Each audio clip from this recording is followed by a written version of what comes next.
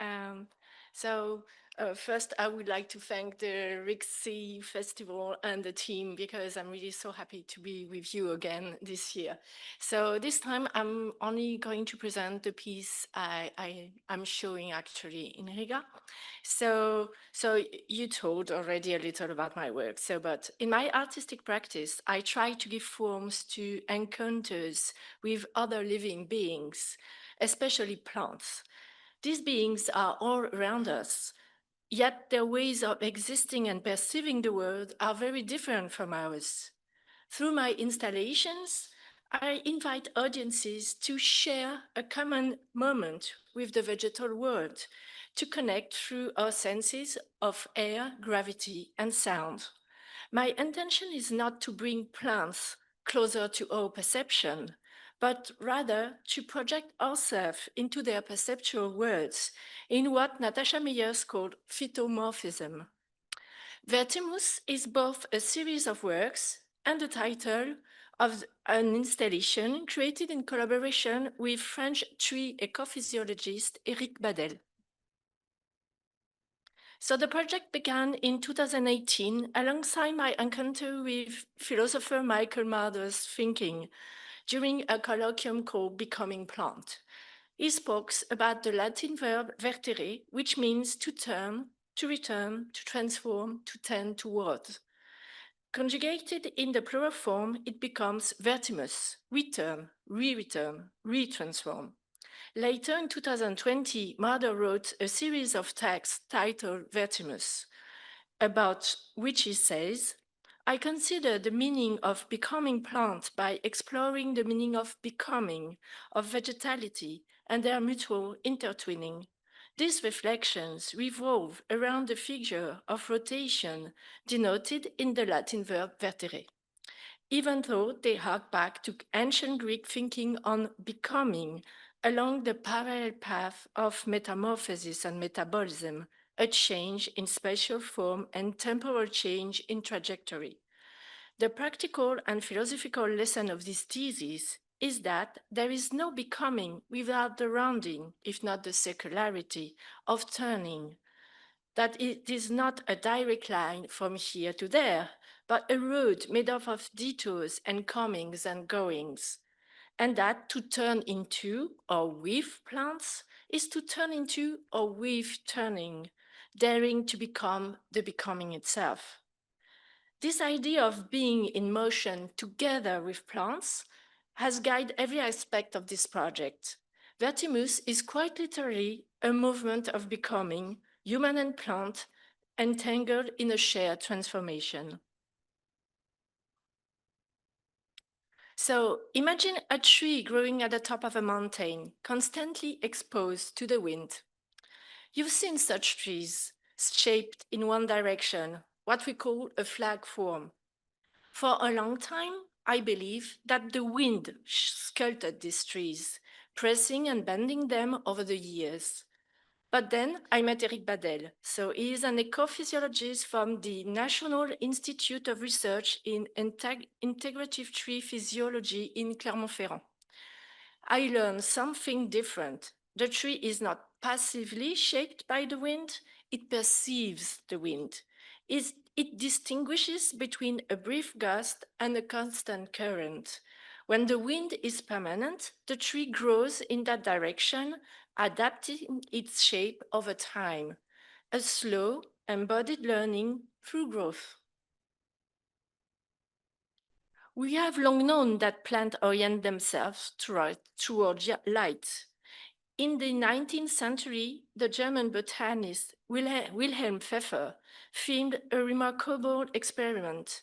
A potted impatiens plant, laid on its side, slowly straightens up again.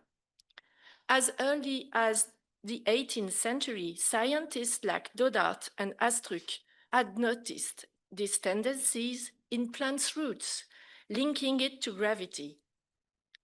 A century later, Knight's rotating drum experiment proved the connection. When seedlings were spun around an axis, their stem bent toward the center, while their roots curved away, revealing a direct response to gravitational force. Plants are not still. They are constantly moving, adjusting, orienting, only, of course, their rhythm is too slow for us to see. Later studies showed that gravitropism, a plant's response to gravity, is tied to growth itself. Gravity is a constant force, and for plants, it is both an anchor and a guide. In a sense, plants share something fundamental with us, the vertical stance. Here you can see trunks cuts, showing trees' growth in order to adapt their body balance. We maintain it through our inner ear, through tiny stones called otoliths that rest on sensitive hairs. They tell us which way is up. Plants too must know where up is. But their system is smaller, subtler, and distributed throughout their tissues. Plants use microscopic grains of starch called statoliths, contained with special cells named statocytes, distributed along plant stems. These grains in motion are attracted to gravity, helping the plant sense its orientation. But there is something fascinating. When we humans are shaken or spun, we lose our balance. Our inner ear confuses motion with orientation. Plants do not. Even when constantly moved by wind, they never lose their sense of the vertical.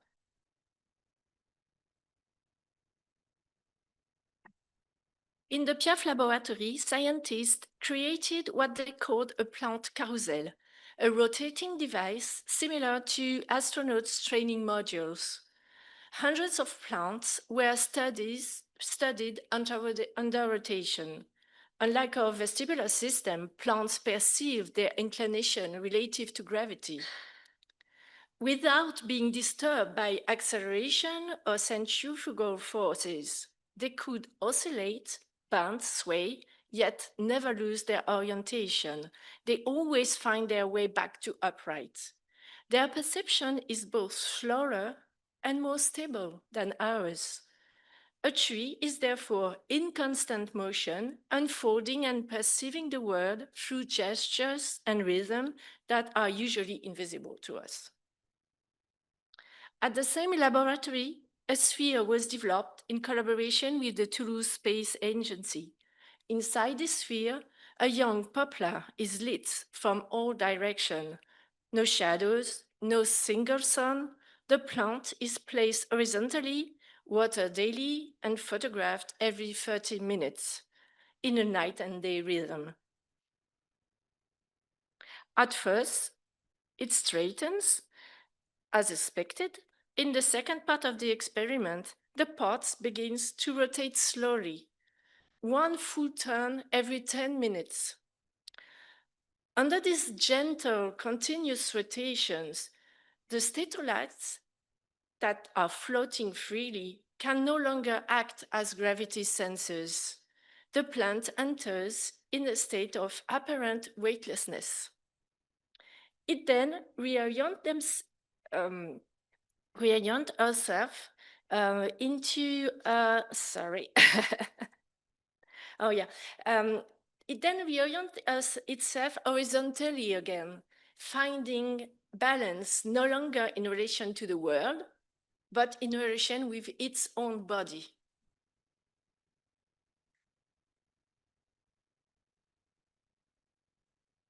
So to remain upright, plants must constantly react to growth, mass, and movement. The Piaf lab discovered they don't only sense gravity, they sense themselves. This is proprioception, the awareness of one's own form and position in space, the consciousness of the limits of our body. We usually associate proprioception with athletes, for instance, but plants have it too. They know where their body begins and ends. They adjust actively, maintaining posture through growth. Plants, in other words, are self-aware bodies in motion. In the first videos Eric showed me, I saw a dance. Each leaf gradually balanced itself around the stem. Around that time, my friend and performer, Émilie Pouzet, introduced me to how this proprioceptive sense is used in contemporary dance to generate new forms of movement. Watching the poplar slowly straightens, I invited her to create an imperfect duet, a film bringing together two dances in different time scales and places.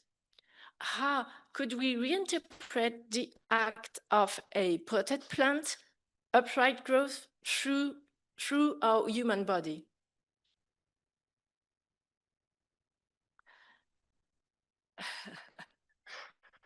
That's you. At the lab, we film a young poplar for 2 weeks. Emily then used those movements as a score to respond with her body, a nearly impossible task given the structural difference between human and plant, of course. She had to project herself mentally into the poplar's movement, grasping its complexity and imagining how to embody growth. The temporal difference was immense. A 4-minute sequence performed by Emily represented 2 weeks of growth for the tree.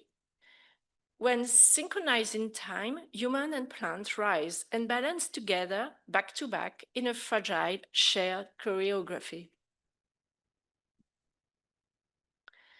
I wanted viewers to feel this relationship in their own body. In the installation, two interactive structures invite the audience to lean, to tilt their balance, to feel their inner ear disturbed, to experience gravity differently. A simple 35 degrees inclined plane creates the sensation of possible falling, unless one stiffens the entire body.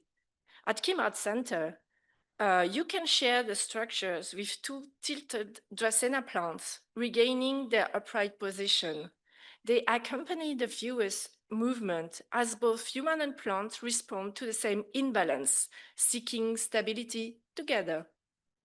I aim to create a shared moment of coexistence, a space where the human, leaning sideways, experiences the same imbalance as a plant placed horizontally. Together, they sense that their position is wrong and their bodies must react to regain equilibrium. Vertimus proposes a kind of domestic space with its curtains, carpet, plywood, furnitures, kind of, where you can experience a shared sensation in real time with a plant.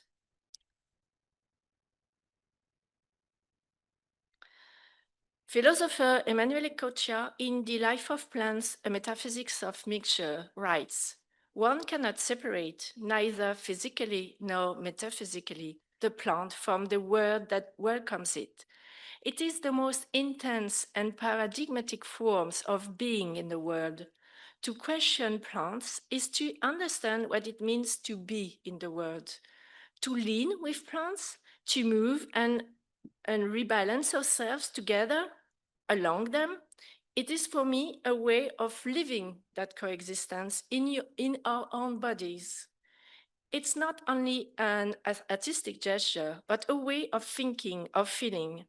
We turn, we transform, we become." Thank you.